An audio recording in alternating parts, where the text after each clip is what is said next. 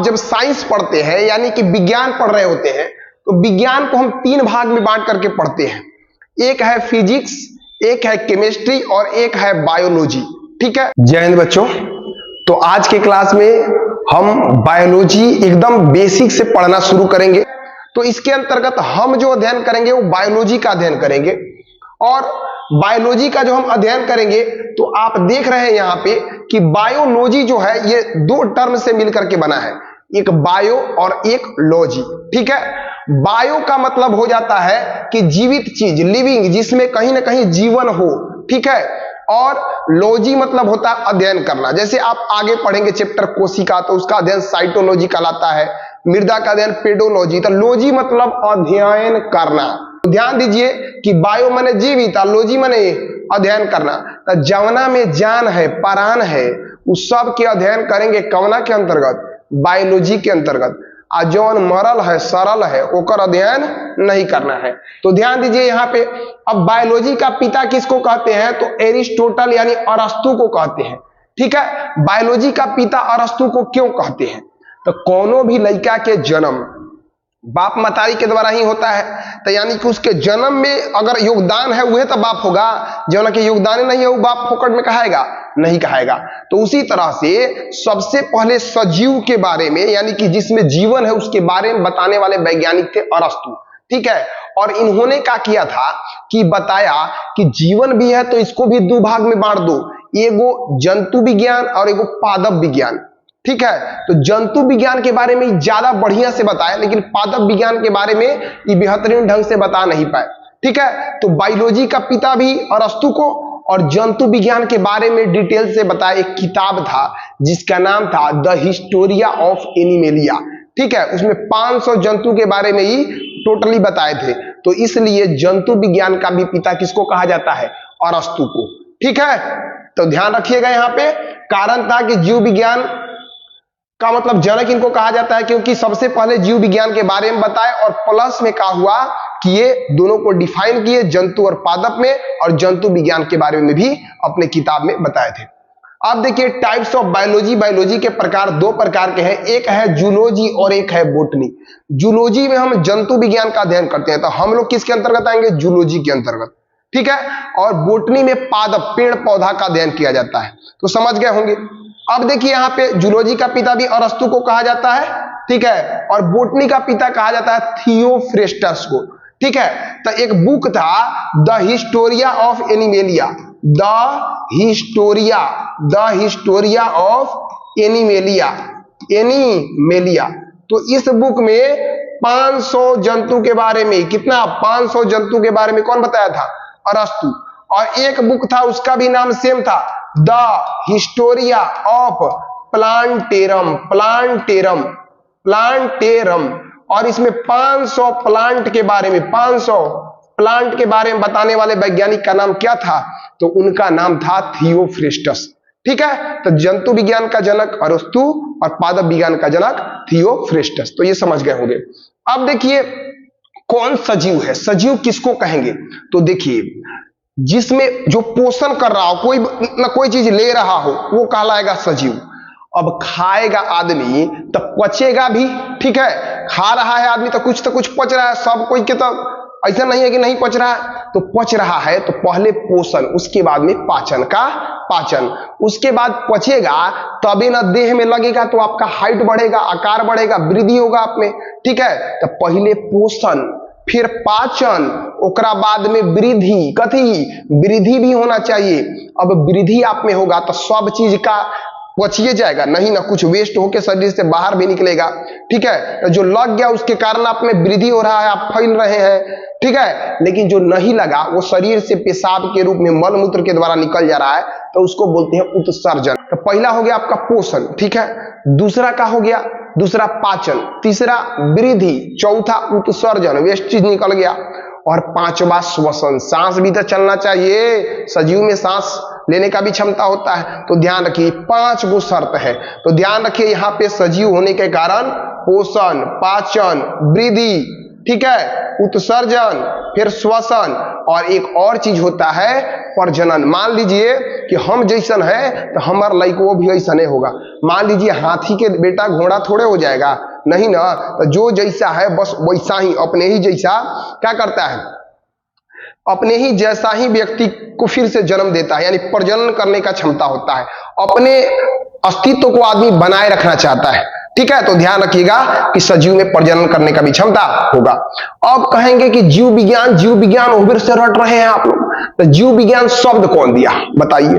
मान लीजिए हमार लड़का है तो ओकर बाप तो हम होंगे, लेकिन हो सकता है उसका नाम उसके नाना जी रख दे, नहीं हो सकता है कोनो कह दे कि हाँ लड़का के नाम हई ठीक रहेगा, और लड़का के मतारी के यह नाम ठीक लग गया कि हाँ हाँ बउआ जी बोले हैं ये नाम ठीक है तो यह रखा जाओ, ठीक। तो हम अगर जी बोले वो नाम न रखा है, तो कहने का मतलब जीव विज्ञान जो नाम है वो दिया था वैज्ञानिक, उसका नाम था लेमार्क और ट्रेवरिस। कभी नाम था लेमार्क, ले मार्का लगा दिया कि हई ये नाम रखाएगा, ठीक है। तो लेमार्क और ट्रेवरिस, तो ये ध्यान रखिएगा, ठीक है। अब देखिए यहाँ पे, अब आपको देख लेना है, अब आगे देखिए, ठीक है। तो सबसे पहले हम आपको बता दिए थे बुक का नाम था Historia animalia, the Historia of animalia, और इसमें कितना पादप कितना जंतु के बारे में, तो इस बुक में 500 जंतु के बारे में बताया गया है। उसके बाद में द हिस्टोरिया ऑफ प्लांटेरम, और इस बुक में बताया गया 500 पादप के बारे में, ठीक है, ये ध्यान रखिएगा। इसको थियोफ्रेस्टस ने लिखा है, किसने लिखा है, थियोफ्रेस्टस ने, तो ध्यान रखिएगा।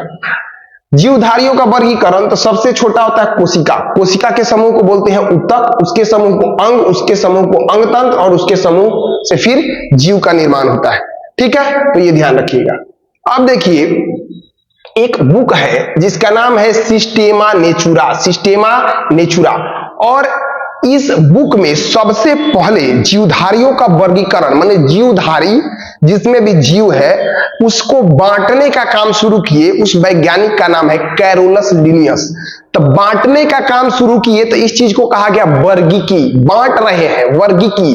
तो वर्गीकी का पिता किसको कहा जाता है, कैरोलस लिनियस को, ठीक है। तो बांटने वाला प्रक्रिया कौन शुरू किया, लिनियस।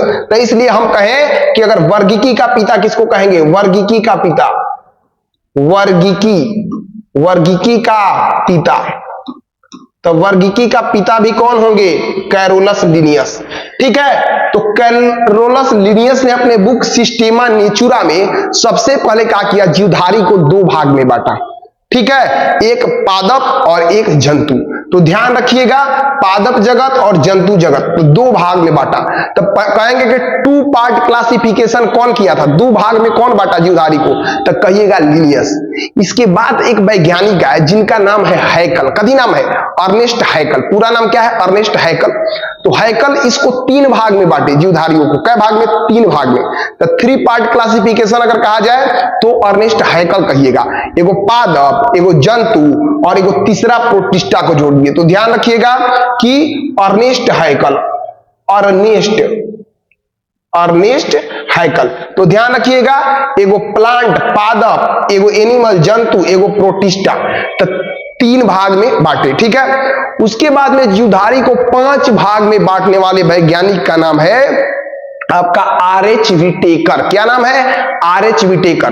तो 5 भाग में कौन बांटा, R.H. विटेकर, एगो पादप, एगो जंतु, एगो प्रोटिस्टा, 3 गो सेम टू सेम, चौथा मोनेरा और 5वां कवक जिसको फंगी बोलते हैं, ठीक है, या फंजाई। तो ध्यान रखिएगा यहाँ पे 5 वर्ग में बांटने वाले वैज्ञानिक थे R.H. विटेकर। R.H. विटेकर साहब थे। डेट आपको ध्यान नहीं रखना है, डेट नहीं पूछता है, ठीक है।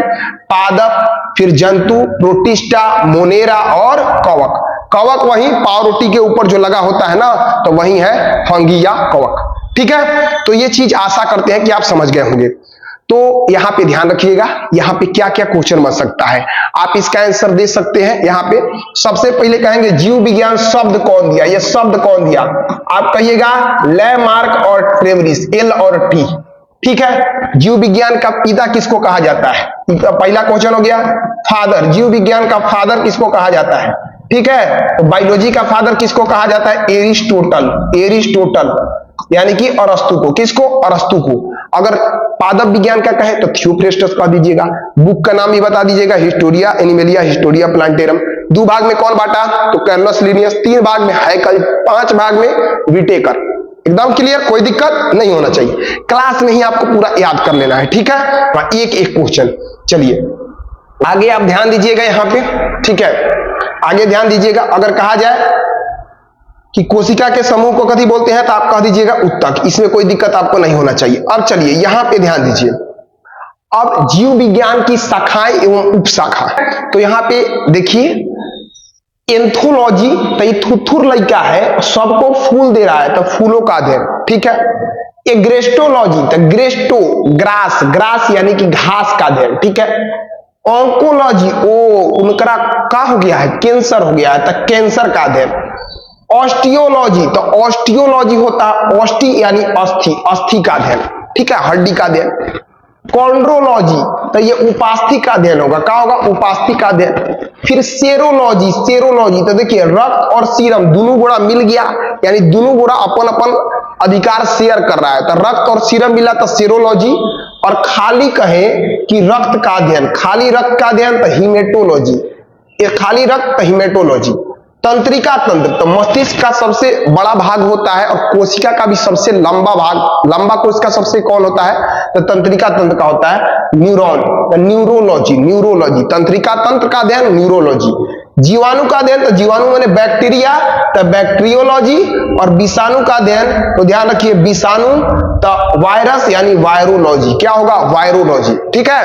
तो ये ध्यान रखिएगा। आगे भ्रूण की संरचना और विकास का अध्ययन, तो एम्ब्रियोलॉजी। भ्रूण की संरचना और विकास का अध्ययन क्या कहलाएगा, एम्ब्रियोलॉजी, ठीक है। तो ये ध्यान रखिएगा। अब कुछ और इंपॉर्टेंट है, देख लीजिए, और इससे बाहर कोई एग्जाम में क्वेश्चन नहीं होगा, बस इतना को आपको कवर करके जाना है, क्योंकि इसमें तो बहुत सारा होता है। आगे देखिए जंतु का विकास, तो जंतु का अध्ययन कहलाता है जूलॉजी। पौधा पादप का अध्ययन कहलाता है बॉटनी, क्या बॉटनी। जीवाश्म का अध्ययन, और इसके अंदर जंतु और पादप दोनों आएगा तो इसको कहेंगे पैलियोबायोलॉजी। लेकिन खाली अगर पादप आए तो पैलियोबोटनी कहेंगे, कभी कहेंगे पैलियोबोटनी, ठीक है। और जंतु पादप दोनों आता है, सीधे कहे कि जीवाश्म का अध्ययन तो कहिएगा पैलियोबायोलॉजी, ठीक है, ध्यान रखिएगा। अनुवांशिकी का अध्ययन, तो ये जेनेटिक्स होगा, ठीक है। मृदा, मृदा का निर्माण या मृदा का अध्ययन पेडोलॉजी, क्या होगा पेडोलॉजी, ठीक है, ये ध्यान रखिएगा। आगे हम आपसे बोल रहे हैं कि सजीव और उनके पर्यावरण का अध्ययन, तो इकोलॉजी, क्या होगा इकोलॉजी। सजीव और उनके पर्यावरण का अध्ययन कहलाता है इकोलॉजी, ठीक है। आगे देखिए वृद्धा अवस्था का अध्ययन, वृद्धा अवस्था जेरेंटोलॉजी। अब उम्र खत्म है, एकदम जीरो साल बचल है, तो वृद्धावस्था का अध्ययन क्या कहलाएगा जेरेंटोलॉजी, क्या कहलाएगा जेरेंटोलॉजी। आगे देखिएगा पक्षियों का अध्ययन, तो ऑर्निथोलॉजी, और उड़ रहा है, और उड़ रहा है। अच्छा ऑन्कोलॉजी, ओ कैंसर हो गया है, और उड़ रहा है, ऑर्निथोलॉजी पक्षियों का अध्ययन, कौन उड़ता है पक्षी, ठीक है। साइकोलॉजी तो आप जानते हैं मनोविज्ञान यानी मन और व्यवहार का अध्ययन कहलाता है। कीट का अध्ययन कहलाता है एंटोमोलॉजी, कीट का अध्ययन एंटोमोलॉजी। अगर कवक का फफूंद का अध्ययन कहें तो माइकोलॉजी, माइकोलॉजी। और स्तनधारी का अध्ययन कहें तो मैमोलॉजी, ठीक है। स्तनधारी जो दूध पिलाता है अपने बच्चा को, ठीक है, तो स्तनधारी का अध्ययन कहलाता है मैमोलॉजी। एकमात्र पक्षी के अंतर्गत आता है चमगादड़, वो स्तनधारी होता है, ठीक है। तो ये ध्यान रखिएगा, समझे। तो मैमोलॉजी कहे तो स्तनधारी का, और माइकोलॉजी कहे तो क्या कहिएगा कवक का, ठीक है। उसके बाद में अब आप देखेंगे प्रमुख शब्दावली, ठीक है। तो देखिए एपीकल्चर, एपीकल्चर कहा जा रहा है ए मधु पीला, पीला, ठीक है। तो ई पीला केकरा को से रिक्वेस्ट किया जा रहा है, बेचारा मधु रुस गई है, हमारा मोबाइल नहीं खरीदाएगा तो हम खाना पीना नहीं खाएंगे। लड़की से रुसने में एक्टर ना होती है, तो ए मधु ला पीला, तो ई पीला केकरा कहा जा रहा है मधु के, तो मधुमक्खी पालन का अध्ययन क्या होगा एपीकल्चर, क्या होगा एपीकल्चर, ठीक है। आगे देखिए अगर कहा जाए एवी कल्चर, तो एवी कल्चर पक्षी पालन का अध्ययन, और पक्षी का अध्ययन, पक्षी पालन को कहते हैं एवी कल्चर, और पक्षी का अध्ययन ऑर्निथोलॉजी, ठीक है, ध्यान रखिएगा। तो पक्षी को पाल रहे हैं तो एवी कल्चर, हाउ हो पक्षी के पालना, ई भी पक्षी के पालना, ठीक है, ऐसे याद कर लीजिएगा। पीसी कल्चर, तो कौना के एकदम पीस पीस बना के एकदम आदमी और तब मार्केट से लाता है।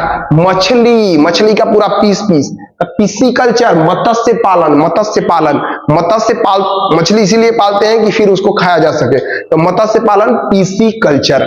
ठीक है, आगे देखिए एग्रीकल्चर। तो एग्रीकल्चर खेती को कहते हैं। ठीक है, तो कृषि से संबंधित विभाग जो होता है उसको क्या बोलते हैं, एग्रीकल्चर। ठीक है, आगे देखिए सेरीकल्चर। तो सेरीकल्चर रेशम पालन का कहलाता है, रेशम कीट का पालन, तो रेशम कीट पालन सेरीकल्चर।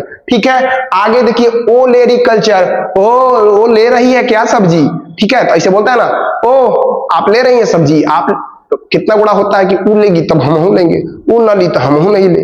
बात बुझाया, पटीदारी ज्यादा होता है, तो वो ले रही है का सब्जी, अगर ऊ ले ली तो हम ले लेंगे, तो ओ लेरीकल्चर सब्जी का अध्ययन, कदी का अध्ययन, सब्जी का। फ्लोरिकल्चर, तो फ्लोरिकल्चर हो गया आपका फूल का अध्ययन, कदी का अध्ययन, फूल का अध्ययन। अगर कहे पोमोलॉजी तो फल का, कदी का, फल का, तो ध्यान रखिएगा, ओलेरीकल्चर सब्जी का, फ्लोरिकल्चर फूल का, पोमोलॉजी फल का, आई तीनों के मिला देंगे। ठीक है, सब्जी फूल फल, तो उसको कहेंगे हॉर्टिकल्चर, कभी बोलेंगे हॉर्टिकल्चर। ठीक है, जो सब्जी फल फूल, ठीक है, एकदम मतलब फूल यानी कह दिए कोहड़ा का फूल, कितना गुड़ा कोहड़ा ना वो कभी बोलते हैं गांव में घिवड़ा के फूल के भी सब्जी बन जाता है नहीं, तो ये सब खाएगा तो हरा भरा खाएगा तो देह एकदम स्मार्ट सुंदर दिखेगा। मतलब कह दिए कि कपड़ा अगर मतलब आप दिखेंगे हॉट। ठीक है, हॉट, तो ध्यान रखिएगा इस सब का यूज करेंगे, खाएंगे तो आप थोड़ा हॉट दिखेंगे, तो हॉर्टिकल्चर फूल फल और सब्जी का खेती कथी कहलाता है, हॉर्टिकल्चर, कथी, हॉर्टिकल्चर। उसके बाद में ध्यान दीजिए केचुआ का पालन, केचुआ का पालन जो कहलाएगा, केचुआ पालन वर्मी कल्चर, क्या कहलाएगा, वर्मी कल्चर। और मुख्य रूप से इसमें जो यूज होता है केचुआ पालन के अंतर्गत, आप ध्यान रखिएगा जो ऑप्शन में देगा अर्थवर्म, ठीक है, यानी कि पृथ्वी से जुड़ा होता है केचुआ, तो वही आंसर आप मारिएगा। ठीक है, आगे देखिए ओले ओले एले ले हाइले कहते हैं, तो ओले जैतून का, ओले कल्चर कदी का, जैतून का, ध्यान रखिएगा, ओलेरीकल्चर सब्जी का। ठीक है, आगे देखिए अंगूर का, तो अंगूर खट्टी है मिट्टी है विट्टी है। ठीक है, तो विट्टी कल्चर का होगा, विट्टी कल्चर, खट्टी मिट्टी विट्टी, तो विट्टी, अंगूर थोड़ा खट्टी भी थोड़ा मिट्टी भी, तो दोनों को छोड़ो, विट्टी क्या होगा, विट्टी, तो विट्टी कल्चर। ठीक है, उसके बाद मृदा विहीन पदार्थ, बिना माटी के कोई पदार्थ उगाया जाए तो उसको कहते हैं हाइड्रोपोनिक्स, कभी कहते हैं हाइड्रोपोनिक्स। बिना मिट्टी के कोई पदार्थ उगाया जाए तो उसको क्या बोलेंगे, हाइड्रोपोनिक्स बोलेंगे। तो यहां तक आपको कोई दिक्कत नहीं हुआ होगा। तो आज का क्लास इतना ही तक रखते हैं। पहले चैप्टर में जो भी मतलब इंपॉर्टेंट फैक्ट वगैरह आपका है वो आपका यहाँ पे समाप्त हो गया। अगले चैप्टर में हम लोग वैज्ञानिक नाम पढ़ेंगे पूरा, ठीक है, और उसको भी ट्रिक से याद करने का कोशिश करेंगे। ठीक है, अगर आपको क्लास बेहतर लगा हो तो बाकी आप थोड़ा शेयर वगैरह कर दीजिएगा और लाइक वगैरह कर लीजिएगा। बाकी जय हिंद।